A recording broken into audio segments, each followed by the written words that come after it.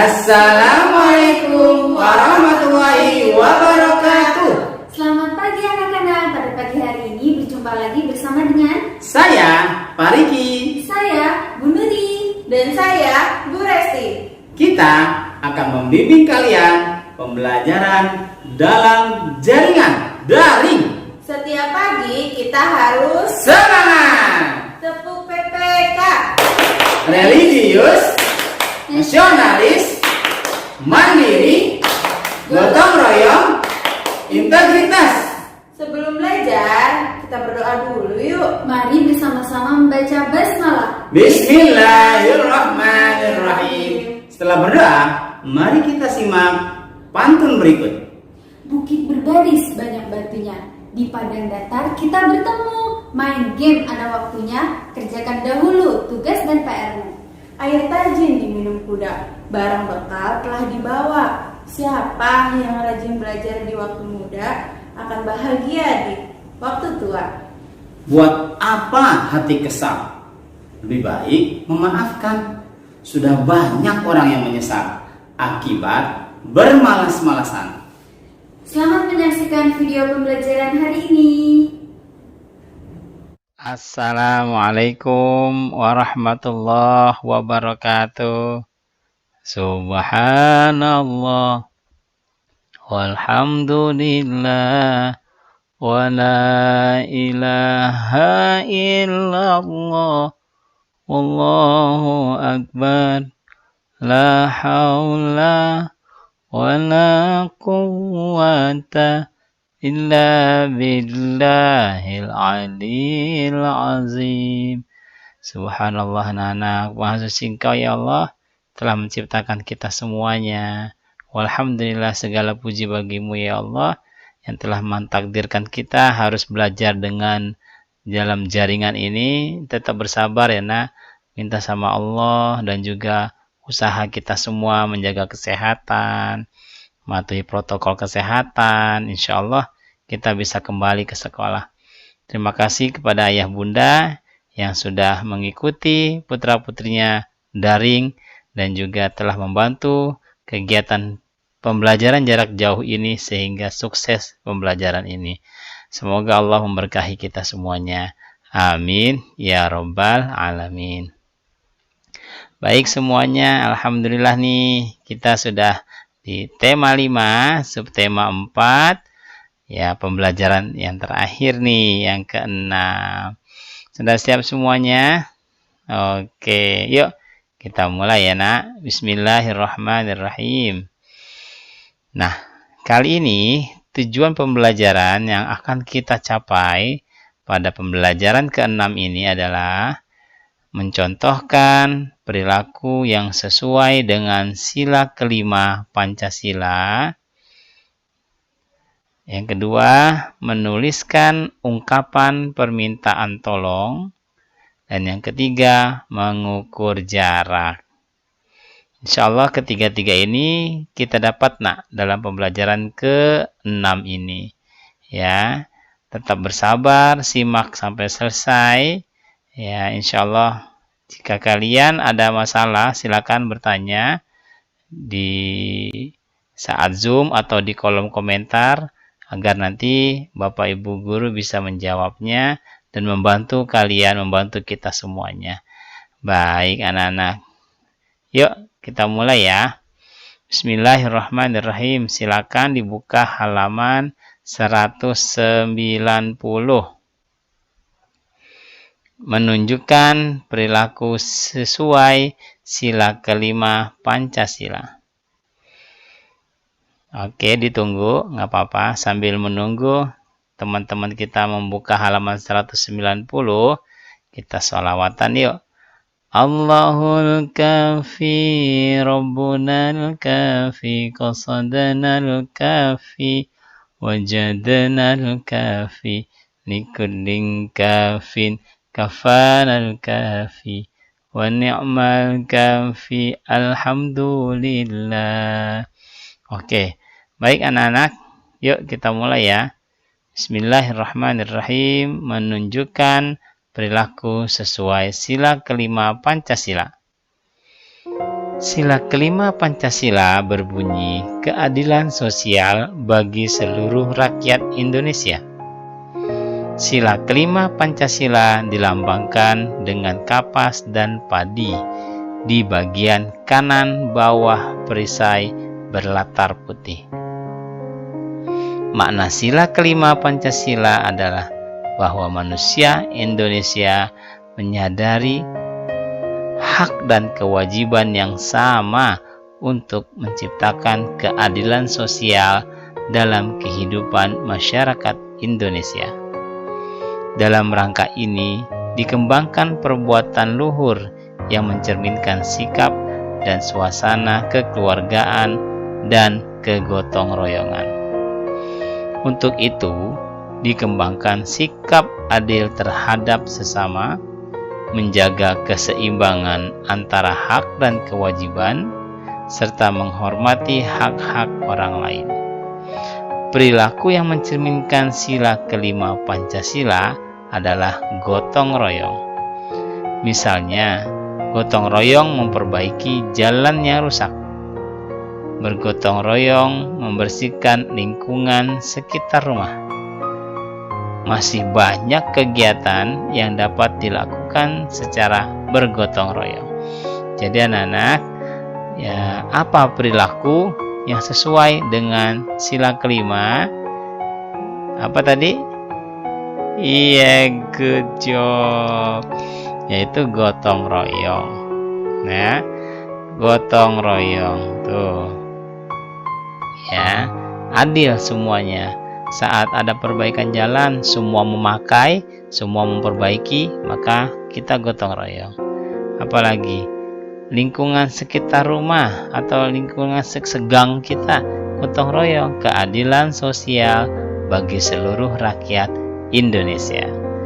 Oke, Bapak review kembali anak-anak bahwasanya sila kelima Pancasila dilambangkan dengan apa? Yes, good. Kapas dan padi pada bagian kanan bawah perisai berlatar putih, ya. Lambangnya apa? Kapas dan padi. Iya. Maknanya apa? Makna sila kelima Pancasila bahwa manusia Indonesia menyadari hak dan kewajiban yang sama. Untuk apa? Untuk menciptakan keadilan sosial dalam kehidupan masyarakat Indonesia. Tuh, ya. Tuh, indah, hidup ini indah kalau kita adil. Ya, sikap adil terhadap sesama, menjaga keseimbangan antara hak dan kewajiban, menghormati hak-hak orang lain. Subhanallah, ya.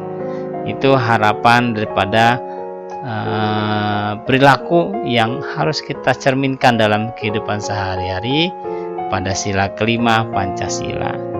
Baik anak-anak, semoga kita dimudahkan Allah Subhanahu wa taala, dan pasti sudah mudah kan, udah dikasih tahu. Ingat loh nak, al ilmu bila amalin kasyajarin bila thamarin. Ilmu itu kalau sudah kita ketahui bersama, itu harus diamalkan, diwujudkan dalam perilaku sehari-hari, dicerminkan dengan perbuatan baik sesuai, dalam hal ini adalah sesuai sila kelima Pancasila. Pak, kalau nggak diamalkan gimana? Kasyajarin bila thamarin. Sama aja kita seperti pohon tinggi besar, tapi tidak ada buahnya. Pohon itu akan dibilang orang bermanfaat, selain teduhnya, dia buahnya ada yang dihasilkan. Tuh ya. Jadi anak-anak, ilmu itu berbuah akhlak. Tuh. Kita berilmu walaupun kelas 2, ya.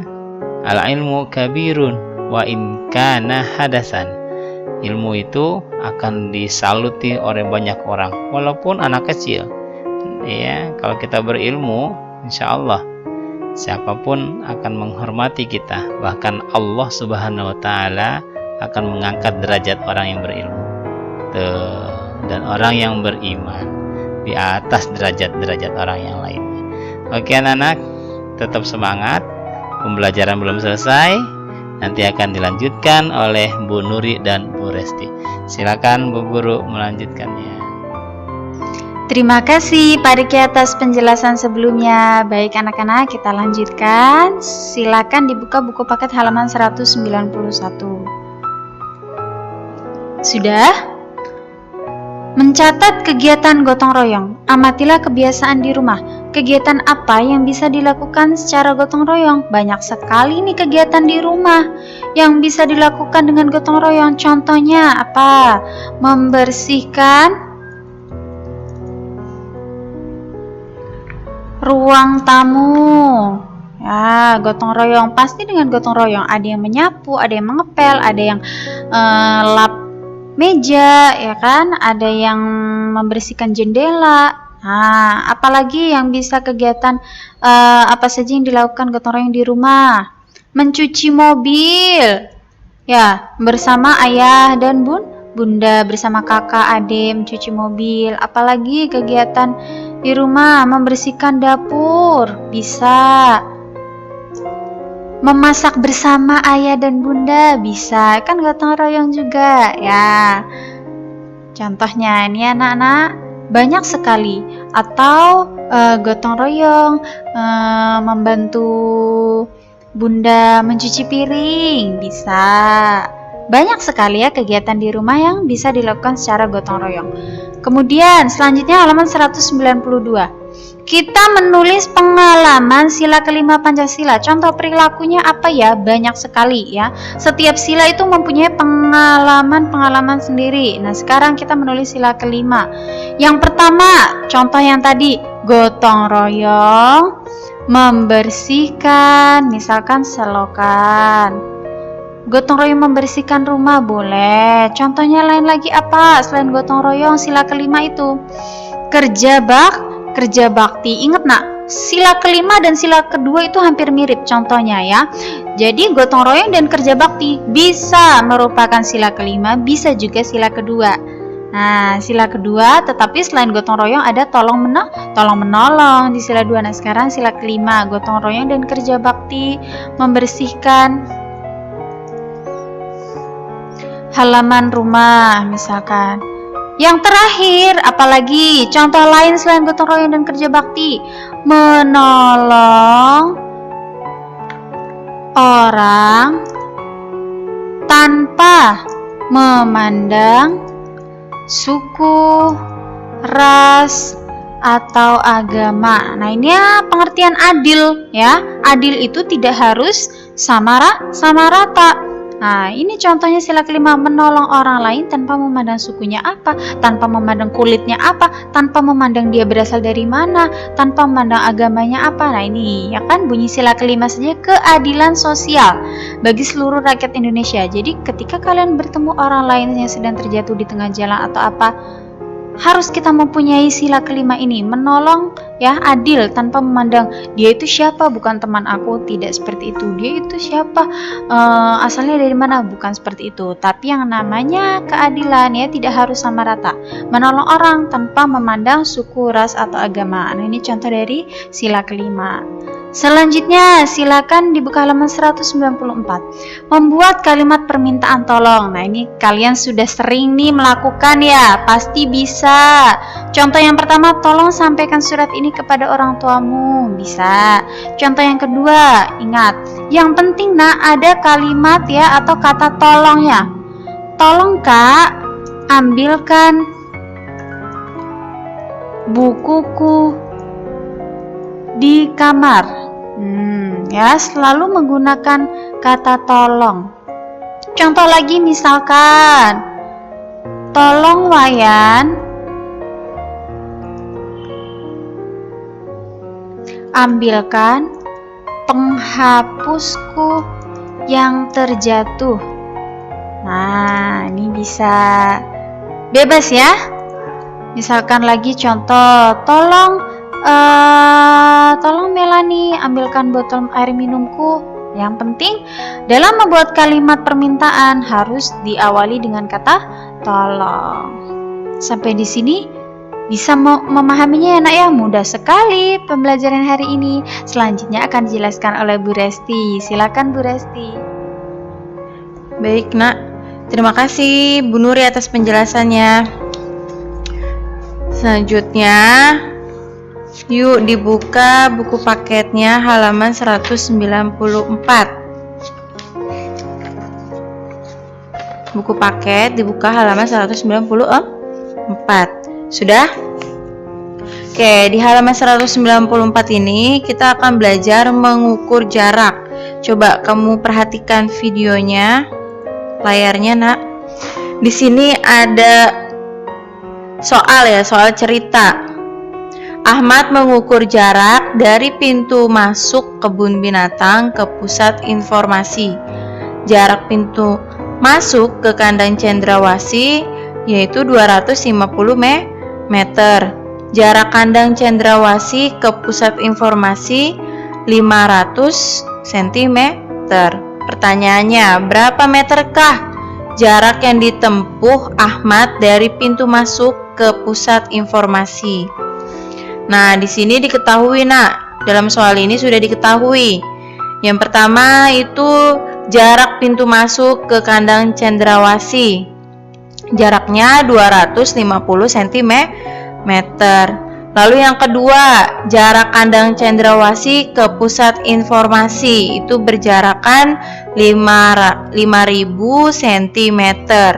Sedangkan yang ditanya jarak yang ditempuh Ahmad, dalam kurung satuannya ini yang ditanyakan adalah meter. Jarak yang ditempuh Ahmad berapa meter? Nah, cara jawabnya bagaimana? Yang pertama, jarak 2 kandang cendrawasih ke pusat informasi.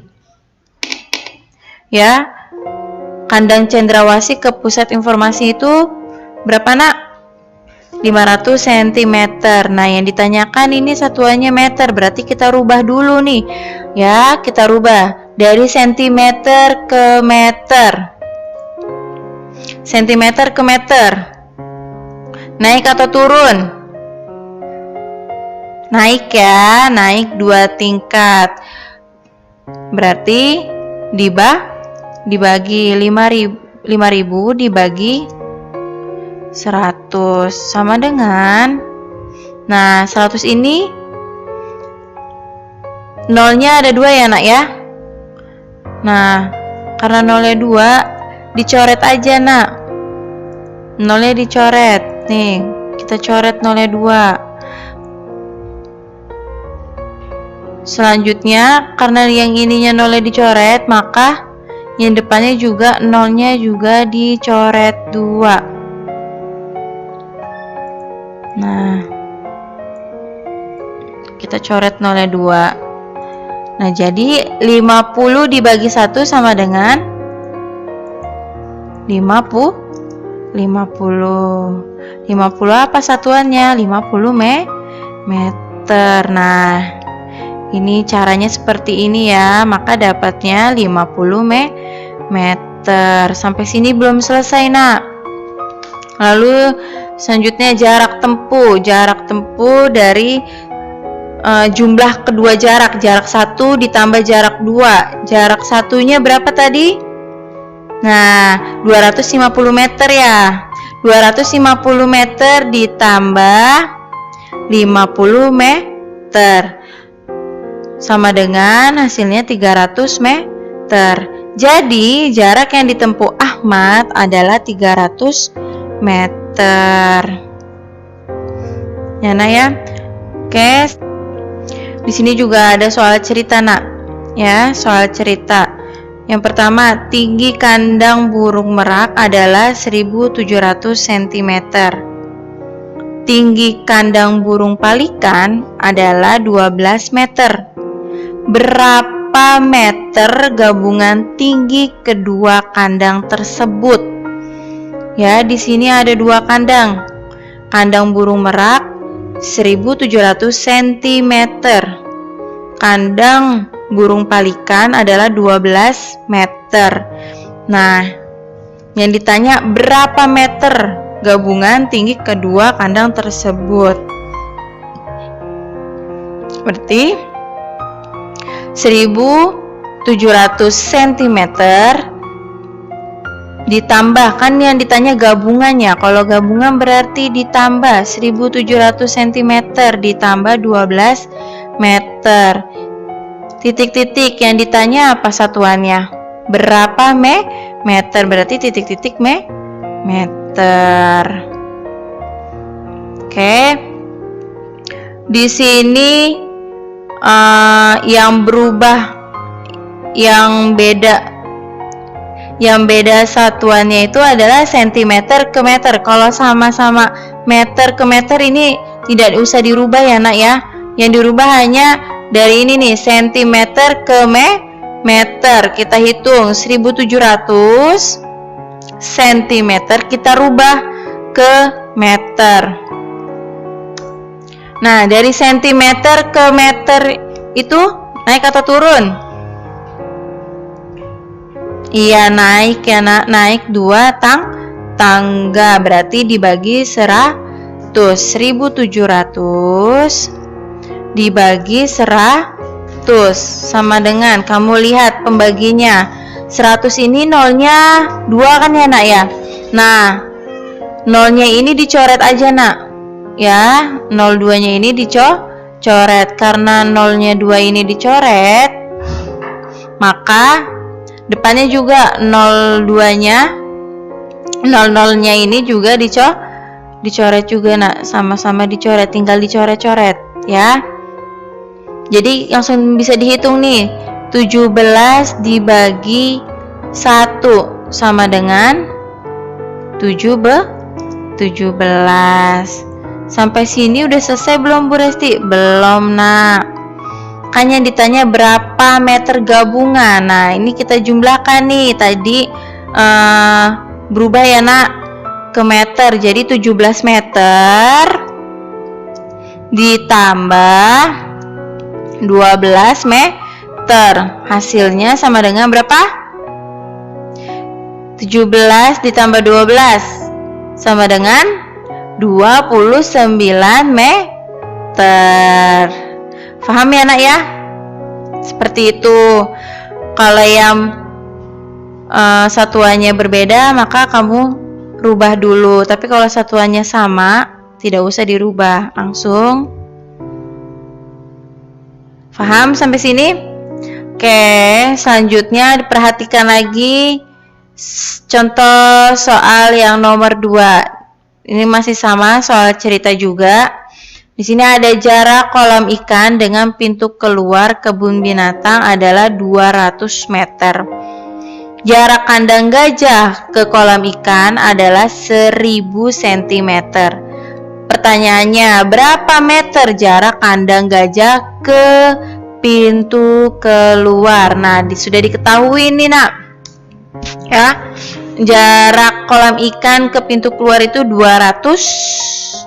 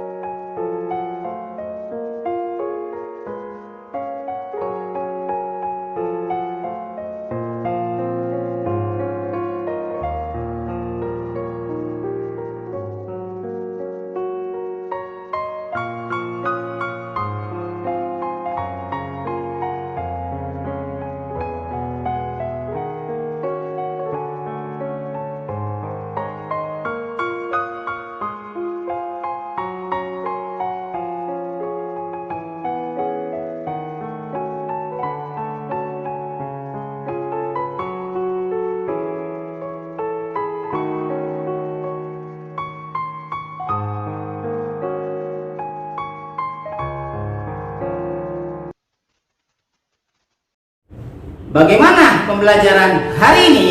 Semoga kalian bisa memahaminya ya. Amin. Semoga kalian sehat terus ya. Amin. Ingat pesan ibu 3M. Yang pertama adalah memakai masker.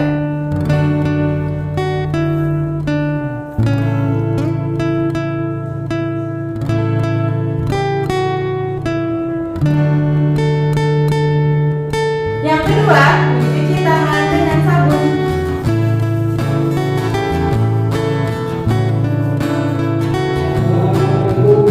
Yang ketiga, menjaga jarak. Mari kita akhiri pembelajaran hari ini dengan